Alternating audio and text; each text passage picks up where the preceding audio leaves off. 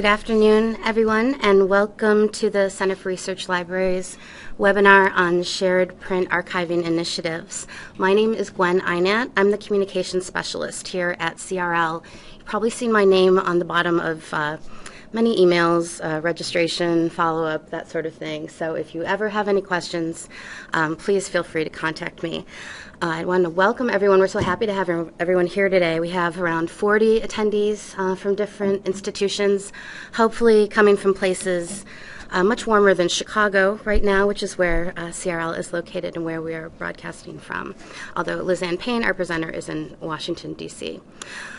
So just a few housekeeping things I just wanted to go over before we begin. If you can hear me, you know this already, but the audio for our presentations comes through your phone line, and we mute you on entry. And the reason why we do that is to prevent any background noise that kind of gummy up the works. We are recording this presentation. So you will get a chance to unmute yourself.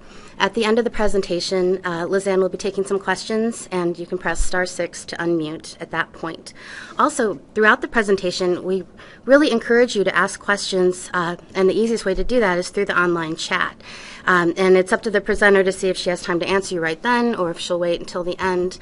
But really take advantage of this opportunity to ask questions about this program from one of the experts in the field about last copies, collaborative digitization, preservation standards, all those sort of things. We really encourage you to participate in the dialogue because you really get more out of it, I think, that way by asking some questions. So feel free to go ahead with that.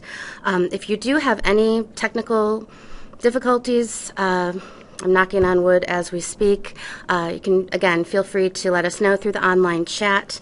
You can also call our main CRL 800 number, which is 800-621-6044. We have somebody waiting there for your call just in case, because, again, we want you to take full advantage of this presentation. We don't want you to miss a moment. So to that end, I'm just going to do a brief introduction of CRL in case you're new to the Center for Research Libraries.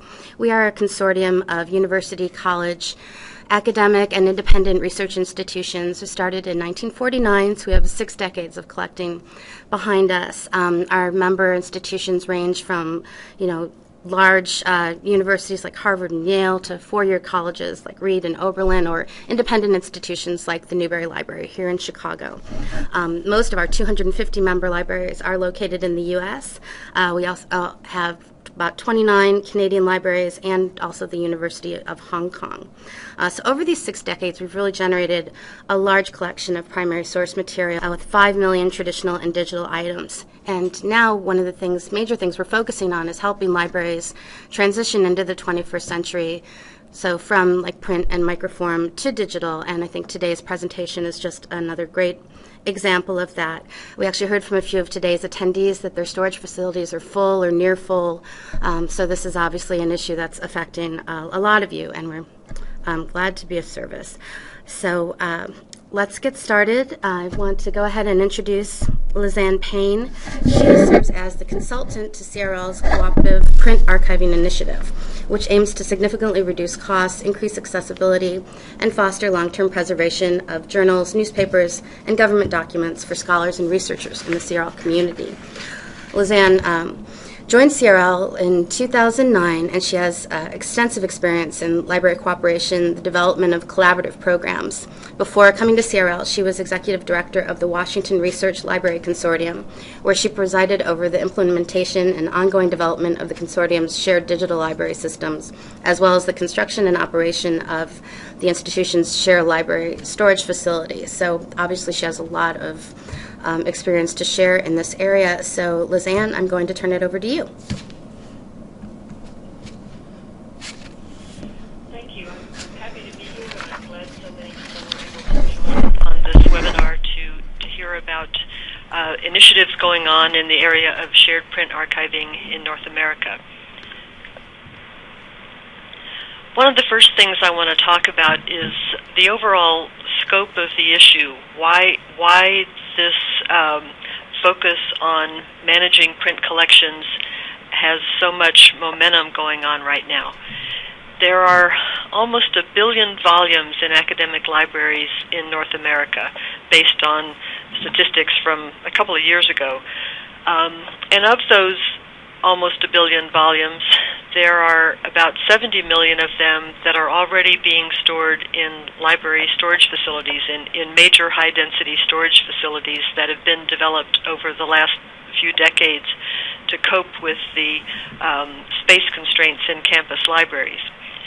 And in addition to that almost 1 billion volumes, academic libraries in North America are adding about 25 million volumes each year. That was still true as of 2008. It may be starting to flatten out a little now, but there's still a very significant number of print volumes that need to be added into our collections. So libraries have started to focus on the issues related to providing physical space for this material in an environment where increasingly research information is being provided in a digital form.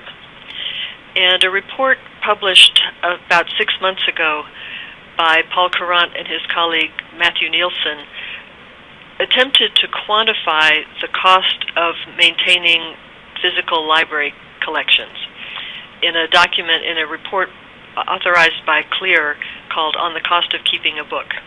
And what they did was to calculate the real carrying costs of maintaining library materials in various kinds of facilities, starting with OpenStack traditional libraries, comparing that to high-density library storage facilities, and then comparing that to a hybrid approach in which for the first part of its life, the volume would be kept in campus libraries and then moved to an off-site storage facility or a high-density storage facility. And what they discovered is, not surprisingly, that it's quite a bit more expensive to maintain collections in OpenStack libraries. The cost that they calculated about $4.26 per volume per year, which, if you multiply that by the 25 million volumes that are being accessioned every year, totals over $100 million in annual investment just to keep up with new accessions. So that's obviously a significant investment in both real dollars and amortized construction dollars for maintaining libraries, maintaining materials in traditional libraries. But in addition to the cost of keeping books, there's a cost of not keeping books. Many libraries that are now faced with immutable space constraints have started to have to weed their collections and deselect materials in increasing numbers, and there's developing a very real concern that in the absence of a coordinated plan for archiving materials across the academic community, that materials would end up being lost, that the exigencies of local space constraints might require deselecting something for which there really are no other copies. And this was pointed out by Roger Schoenfeld and Ross Hauswright in an important Ithaca report issued a little over a year ago called What to Withdraw. So between those two countervailing pressures, the pressure of the cost to maintain books and the opportunity cost of not maintaining books, academic libraries are starting to band together and consider ways to collectively archive these materials. And in many cases, it's a question of moving from a storage concept to an archiving concept.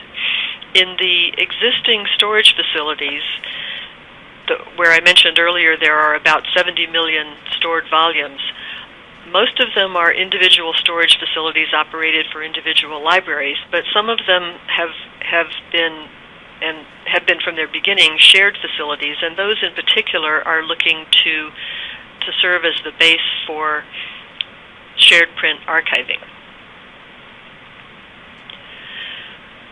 So what distinguishes shared print archives from library storage compared to library collections? I've identified 4 primary characteristics of collaborative activity that together constitute a shared print archive. A shared print archiving program needs to address all 4 of these attributes in some way. First and foremost is the presence of a retention agreement. That is the single most important defining characteristic of a shared print archive, in my opinion. It's the sine qua non which discriminates between a shared print archive from a mere ad hoc storage facility. A retention agreement indicates a commitment to retain the designated material, almost always in the context of an explicit time period, and it articulates access and delivery services that will be provided to that material. Another attribute is selection criteria. What mechanisms were used to identify the materials to be archived, as distinct from materials simply held in the collection? Most of the shared print archives, archiving programs that are in place or in planning today are retrospective journal archives.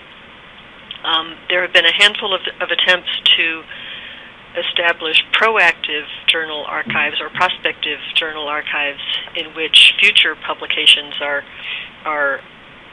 kept in an archiving agreement, but most of them focus on retrospective. Other types of selection criteria are choosing things by publisher, which is probably the most popular approach currently, by format, and there are various other criteria that some programs use. Another important characteristic is the degree to which the archived materials are validated. And validation is kind of an identification terminology to cover the process of reviewing the archived materials for completeness and condition. And especially in the case of journals, usually the archiving program indicates whether the journal run will be reviewed to the volume level, the issue level, the page level, or not at all. I mean, choosing not to validate is a valid validation standard for certain kinds of materials. So the primary point is that within an archiving program, validation needs to be considered. And finally, the other major characteristic is a determination of the location of the archived materials and the standards under which it will be maintained. Usually the program decides whether the materials will be maintained in a centralized facility, usually a high-density storage facility, and or distributed among campus libraries. Typically there is a specification or even a requirement that certain environmental and security standards be maintained, because of course the idea is to keep these materials in a protected environment for future generations. I want to outline some of the existing consortial efforts, which vary mostly in terms of how their materials were selected for archiving or designated for archiving. Perhaps the easiest, lowest barrier to entry approach is for existing shared storage facilities to declare their holdings to be shared copies. This is kind of an ad hoc approach. It tends to result in the fact that materials that were put in the storage facility for any of a variety of reasons retroactively are declared archives. And this is the case in the OhioLink shared facilities, the Pascal facility, and serving 4 libraries in Colorado, the Washington Research Library Consortium for 8 universities in the D.C. area, and the Florida system that's being developed now. The goal in those cases is to take materials that the libraries have removed off-site and recognizing the fact that once materials like these are in a high-density storage facility, especially a Harvard model facility, it's relatively expensive to deselect them, and they become a good basis for declaring those materials as archived holdings. Another approach is for libraries to proactively nominate individual titles or groups of titles for which their organization has a programmatic interest. The Triangle Research Libraries Network in North Carolina, and on a larger scale, the ASERL Journal Retention Program are operating, or planning, in the case of the ASERL one, planning to operate in this mode. And this is similar to the shared storage copy approach in a certain sense, in that it leaves the identification of what is archived more to an individual library's programmatic choice.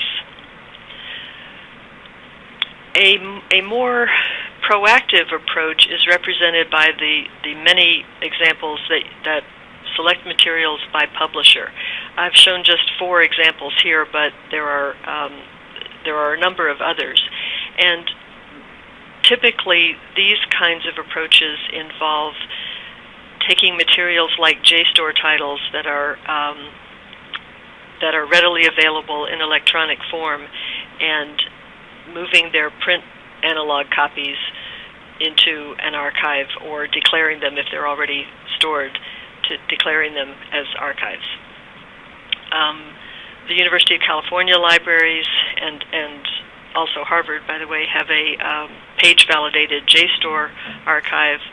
The Orbis Cascade Alliance has a distributed print repository system based at campus libraries, which is storing JSTOR titles archiving JSTOR titles and American Chemical Society titles.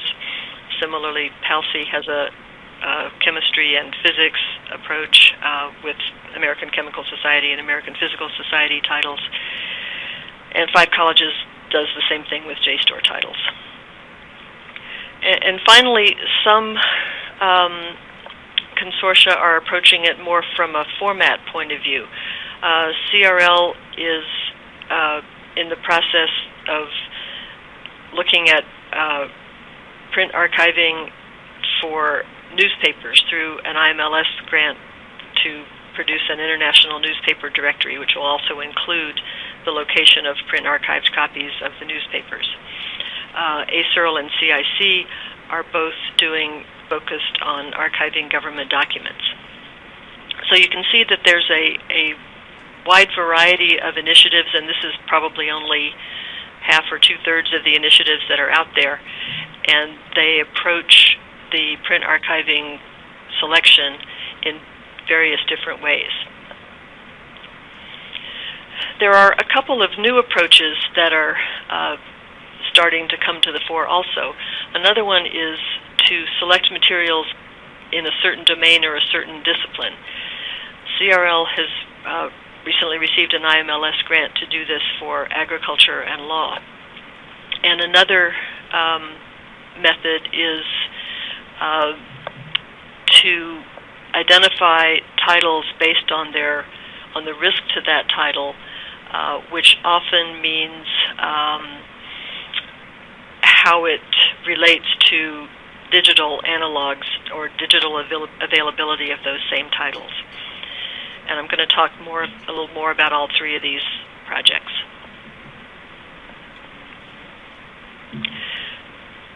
In the fall, CRL received a 2-year IMLS grant to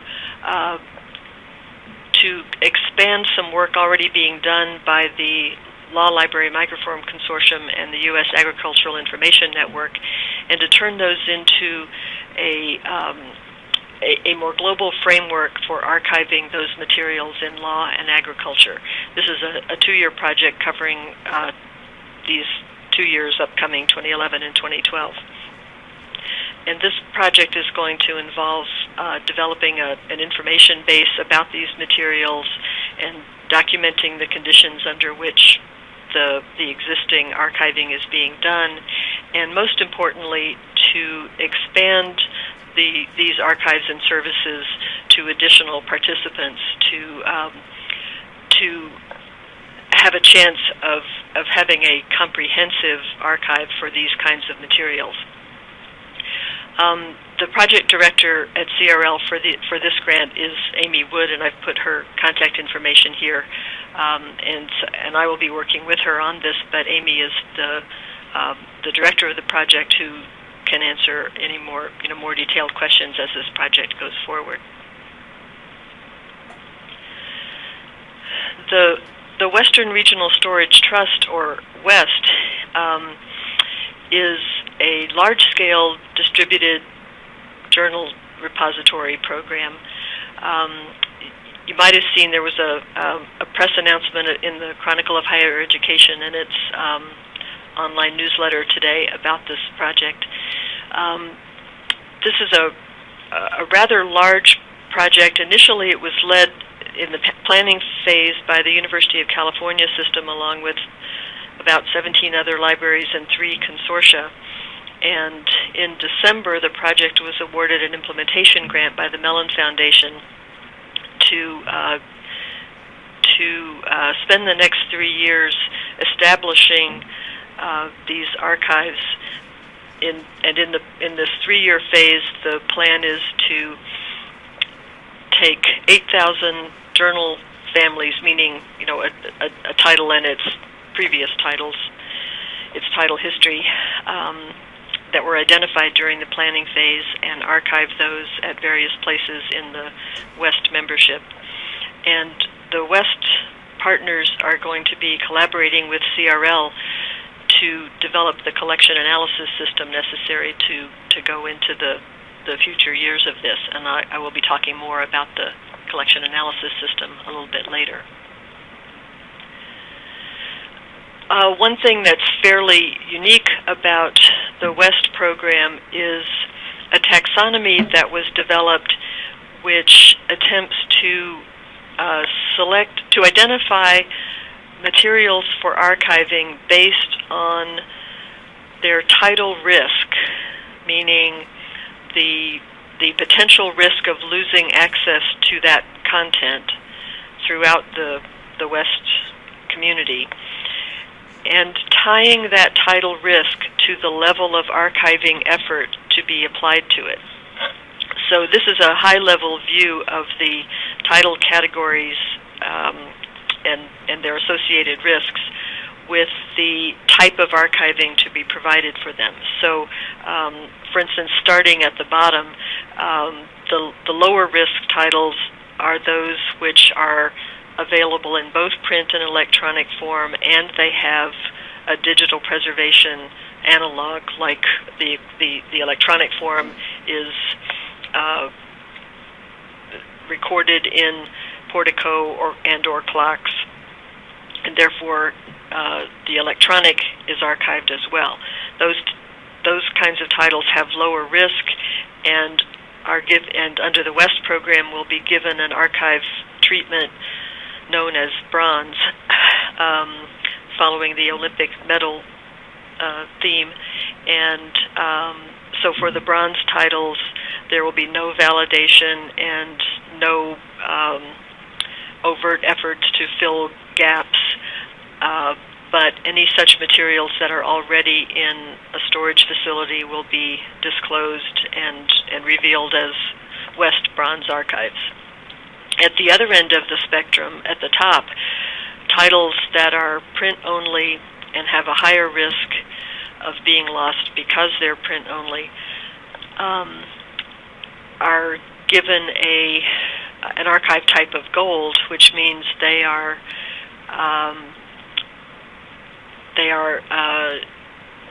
validated for both completeness and condition, and condition problems are noted.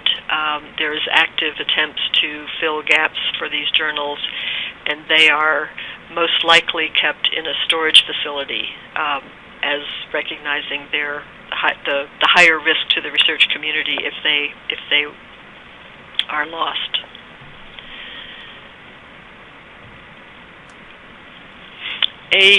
Another somewhat novel project that happened recently is the Cloud Library project conducted by OCLC Research in partnership with NYU and the Hathi Trust and the partners in the RECAP storage facility, which are Columbia, New York Public, and Princeton. And the original idea was that they were going to see if it was feasible to support the collection needs of NYU using a combination of electronic books from Hathi and print materials from RECAP. And during the course of the project, they expanded it to compare holdings not just of RECAP and those partners, but all ARL libraries represented in WorldCat, and some additional storage facilities or major collections like the University of California Regional Library facilities, the Library of Congress, and CRL. And what they found was that looking at the overlap between the digitized titles in the Hathi Trust and the ARL collections in WorldCat, they found a fairly typical consistent degree of overlap in the ARL library collections, totaling about 30% of each collection was represented in Hathi Trust in a fairly consistent way. And looking at a different dimension, they found that about 75% of those 4 million Hathi titles were already stored in print form in the storage facilities or libraries that they looked at RECAP, CRL, the University of California facilities, and the Library of Congress. So in terms of the raw numbers, they felt like there was a good chance that especially in the coming years as the Hathi corpus increases, that it would be theoretically possible to cover a noticeable proportion of academic library requirements from a combination of these two things. The big issue, of course, is the copyright constraints on access to the full-text digital materials in Hathi. So there's a much smaller percentage of this overlap with Hathi that's in which the full text is available. And finally, there's some concerted effort underway to start to address the print archiving needs for monographs. As I mentioned earlier, the vast majority of existing print archiving programs are focusing on journals, and that's primarily because the decisions to archive journals result in much faster release of large amounts of space because of the contiguous runs can be relocated with one set of activities and returns a lot of space rather quickly. In monographs, it's a rather different story. So in October, an IMLS-funded planning workshop was held in Chicago to bring together a number of organizations that have been doing work in the area of print archiving, specifically to talk about the different needs that monographs might have. The fact that the problem with monographs tends to be uniqueness versus massive duplication. Questions about editions and especially questions about the kind of delivery mechanisms that would be necessary to have archived monographs support geographically distributed users. And a couple of the outcomes of this planning workshop were a plan to identify a demonstration project that might focus on the overlap between certain humanities disciplines that are represented in HATI and have equivalents already in storage facilities. This kind of goes back to the Cloud Library NYU recap project, but the idea being to select particular disciplines to subset that material. And in a parallel effort, some members of the HATI Trust are separately considering an approach that would involve HATI members doing a more general HATI-focused print archives program to compare their holdings against the HATI corpus.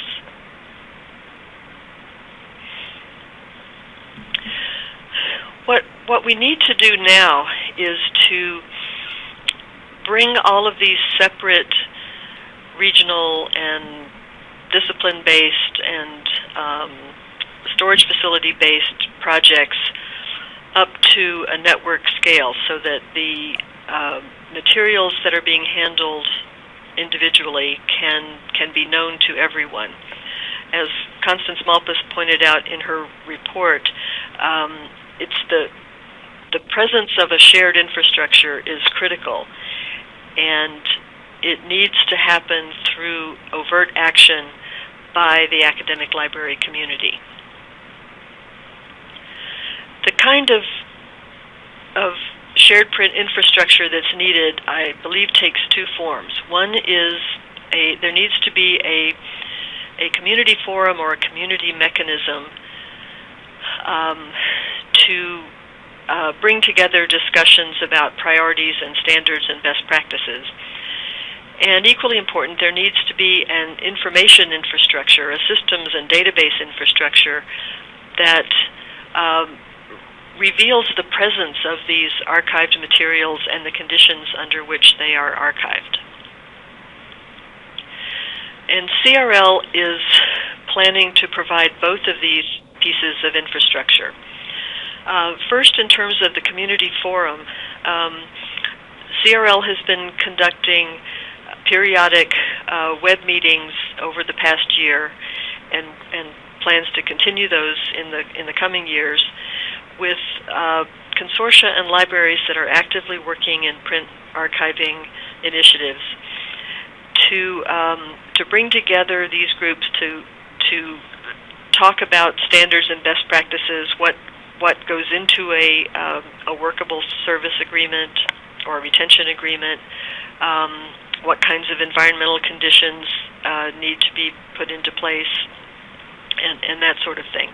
And one of the other pieces of that discussion that's starting to happen more and more and really needs a forum like this to take root is the question about optimal copies. The discussions about optimal copies tend to get phrased as how many copies are the right number of copies to be kept throughout the community, and how do we know how many there are. And CRL's community discussions are going to provide a good forum for starting to figure that out and answering questions like, is there such a thing as a common agreement about how many copies are optimal, or is it more a question of being transparent about how many copies there are, and different libraries may have different comfort levels in terms of relinquishing their own materials depending on how many others are being archived. One of the biggest efforts has to do with establishing the necessary information infrastructure. The individual projects that are underway have different methodologies for identifying their archived materials and and revealing to their constituencies that various materials are archived. What we need is a network-level set of systems and databases so that everybody can see what's been archived and can use the information from across all of these various programs to make their own local decisions.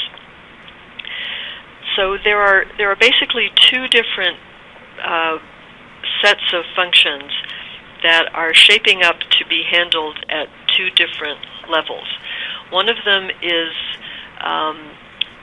the Archive Registry and Decision Support System, which would be a way to know what archiving programs are out there and what their characteristics are, what their materials are that they have archived, and an ability to support collection analysis and decision support among other local academic libraries.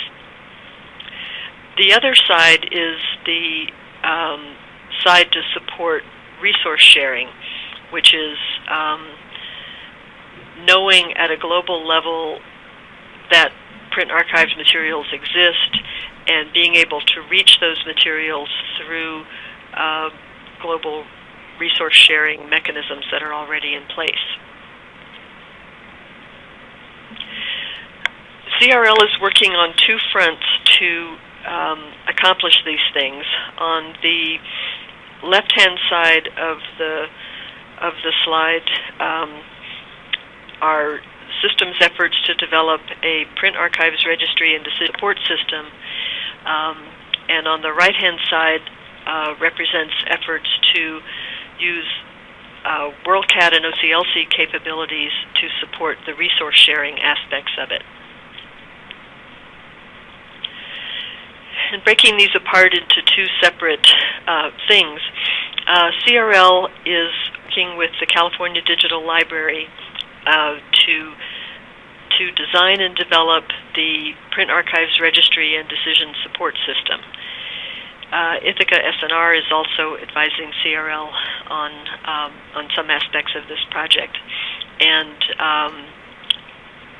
CRL is also partnering with West and a few other libraries outside of the West program to be the test bed, basically, for this decision support system for journal archiving during 2011. There will be later phases after 2011 to accommodate the more specific needs of other formats like newspapers and government docs and monographs to the extent that they're different from journals. And the idea here is that there's kind of a two-part system. One part represented on the left side of the slide by library holdings overlap data. One part is a system to help libraries make decisions about what to archive or what to select by comparing their holdings against each other and against the already archived materials. And the other part of it is the registry of archived materials, so that titles and holdings that have been declared archived will be registered in this common system.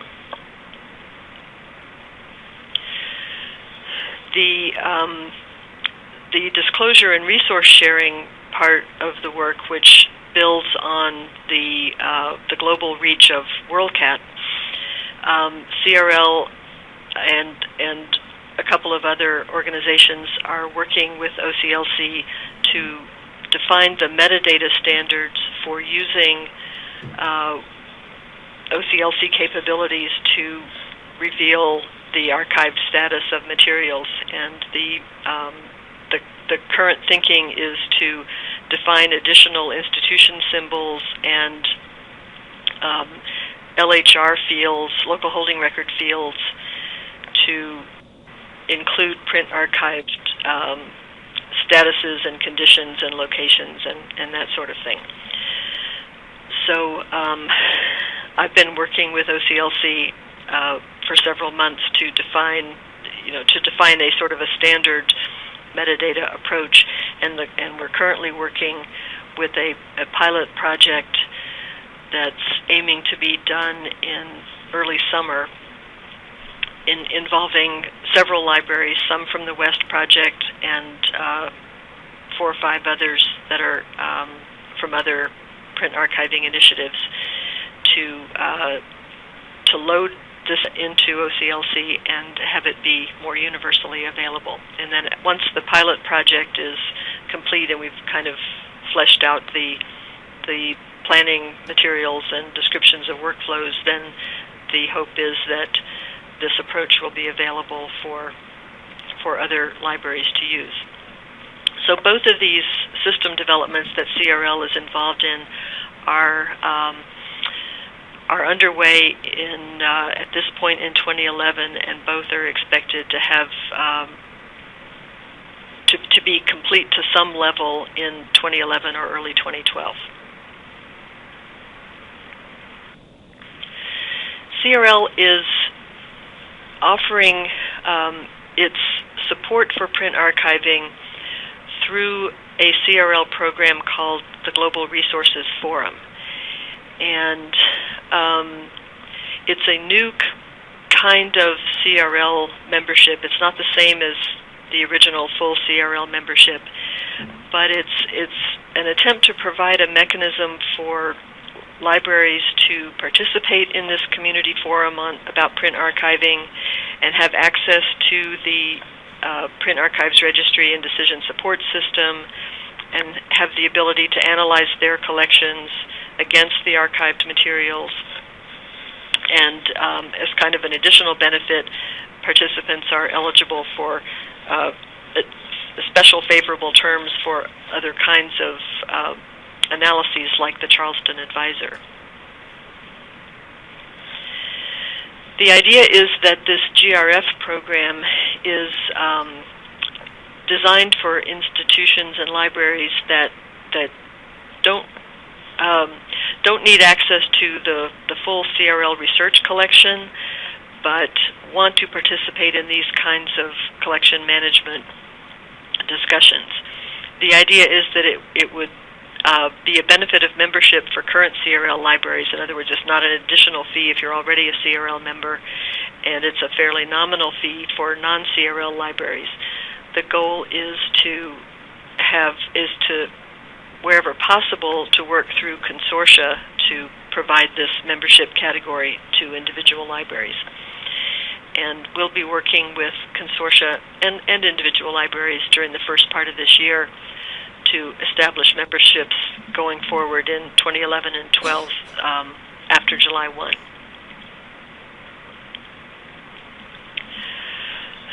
So in summary, keying off of another statement from the Roger Schoenfeld and Ross Housewright paper, What to Withdraw, where they urged the library community to aggregate this separate existing work. That's exactly what CRL and its members are starting to do.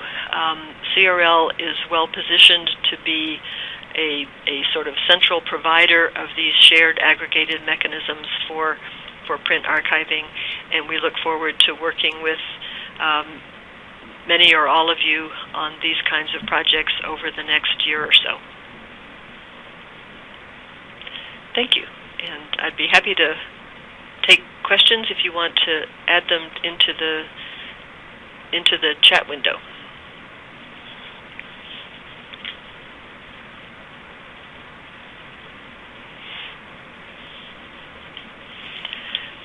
And I do have some questions that people provided earlier. If there are no, to get us started, unless people have some that they're waiting to ask now. In some of the questions that were provided originally, there were several of them that asked about this notion of optimal copies. And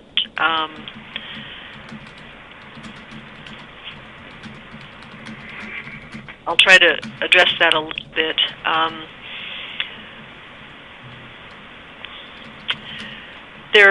I've discovered in conversations with people from time to time there are differing understandings of what optimal copies, what the phrase means, what the phrase optimal copies means.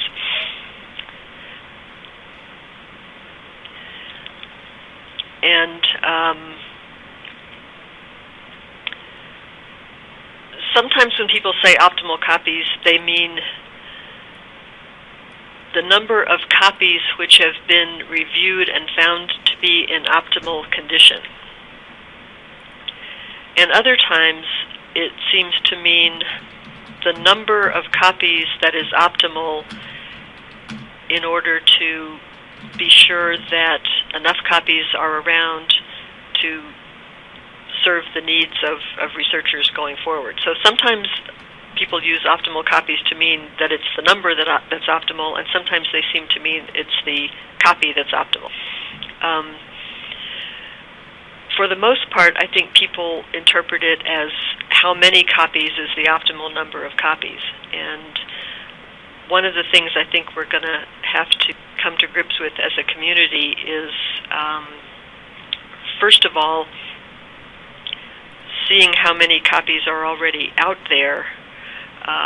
It doesn't do much good to say 10 copies is optimal if there's only 3 copies, in the region that we're interested in.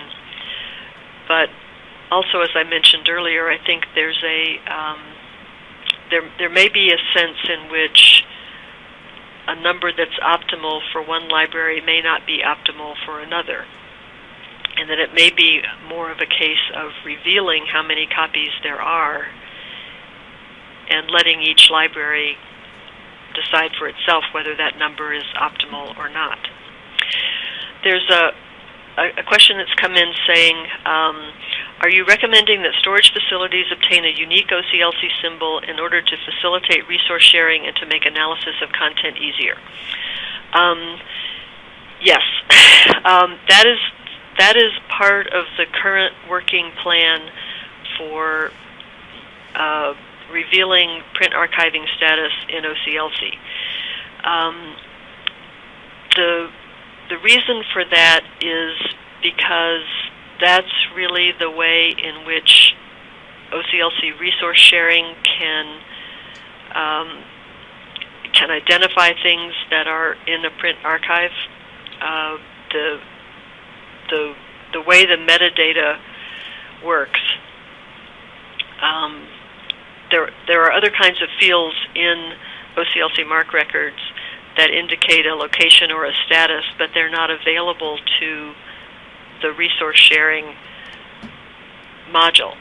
So if the goal of using, if a primary goal, not the only goal, but if a primary goal of using OCLC's WorldCat database to reveal the print archive status is to make it available for lending strings, there needs to be a way to indicate that this institution symbol represents a print archive collection or subset. There is also a hope to be able to group these print archive institution symbols once assigned or developed for purposes of searching, like through a global access catalog or something, to make them searchable throughout OCLC as to identify things which are print archives. And it's understood that there are that creating a new institution symbol for this purpose creates some complexity, and that's part of what we're trying to sort out now before we make a final recommendation to the pilot group to say that's the way to do it, but that is certainly the plan. There's another question here that says, did I hear you accurately about the new membership option? Is this an additional fee for current members? No, it's not. For current members, it's not an additional fee for the Global Resources Forum. It's a benefit of full CRL membership. there is an additional fee for libraries that are not currently CRL members. One question that was submitted earlier was, what does CRL see as an emerging time frame by which a collective strategy might be in place? This is just my personal opinion, and I'm not. I'm not sure it. I'm not sure I'm comfortable saying it's officially CRL's opinion, but it's my opinion. There's a lot of work going on to support it in this year, in 2011. I think by the end of 2011, we'll have some noticeable pieces of this infrastructure in place, both in terms of the, especially in terms of the system support and the community forum for discussing the common standards and practices. I think in 2012 is when it will really start to be, when this infrastructure will really start to be at an operational level. So you'll be hearing from us a lot more throughout 2011 as the pieces of it start to be built. And I would expect starting in early to mid 2012 is when it will be more universally available, although it will be available to in kind of a pilot mode at various points before. There's another question here saying, will I share the slide presentation? And yes, of course, there is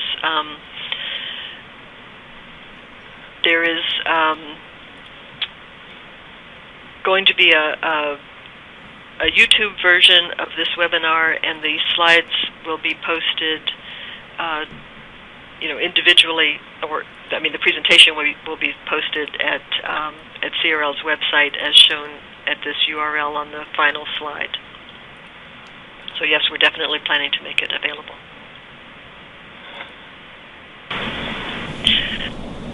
Hi, Lizanne. This is Gwen again. Everyone, I'm back. And if anyone has any further questions, you can still submit to the online chat or Lizanne's email address.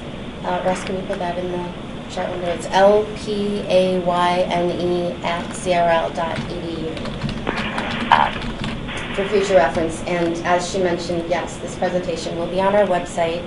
I'll be sending you another email this afternoon with information, the link to that, where the follow-up material will be, and also a survey, which we really ask you to fill out, because again, we so appreciate your feedback and want your help in making these programs and events better and the best way to serve you. So there'll be a follow-up survey, and the presentation, the slides will be on our website, as well as an archived version of this presentation, and it will also be on YouTube if you want to share this presentation with your colleagues or review it or what have you.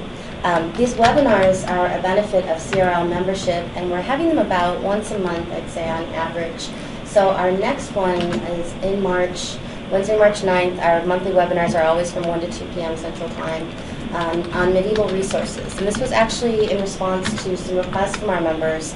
Medieval is a big subject in the humanities, and so we're working on that program for next month. If you'd like to register for that, that's available on our website, www.crl.edu. Also, please mark your calendar for our annual council meeting on Thursday, April 21st. It's usually on a Friday. This year it's on a Thursday, so please take note. We're going to be talking about, I think, a lot of the similar things that we've been talking about today. The morning is a business meeting for CRL directors, and then the afternoon, again, we'll be having an online collections forum that'll be talking about persistent access to these types of primary resources. So please mark your calendars for that as well. If you want to make sure you don't miss a moment or any of these events, the best way to do that is to sign up to CRL Connect, just our website, crl.edu/connect. And you can also find us on Facebook, and we'll be posting updates there as well. So again, we look forward to hearing from you. Thank you so much for joining us. Have a wonderful afternoon. Thank you.